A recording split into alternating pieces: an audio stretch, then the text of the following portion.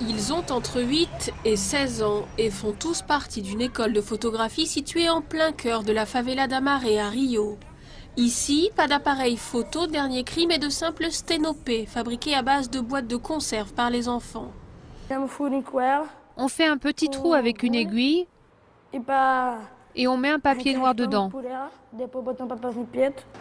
3 fois par semaine, après l'école, ils apprennent gratuitement dans cette ONG les bases de la photographie.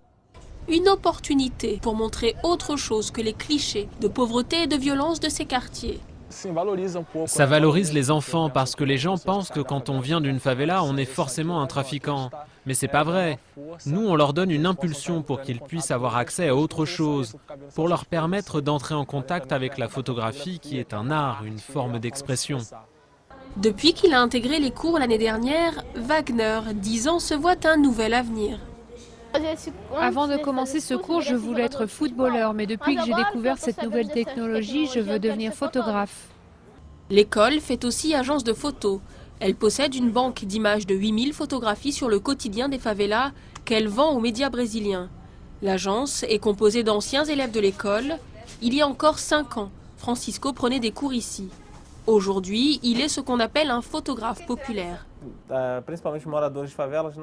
Les habitants de la favela ne se reconnaissent pas dans les images qui sont véhiculées par la presse.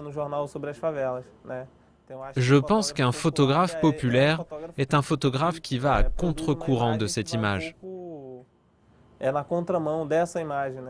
L'école, fondée par le photographe brésilien João Roberto Ripper en 2004, est un succès. 200 élèves sont passés par ici, dont 40 sont devenus des photographes professionnels.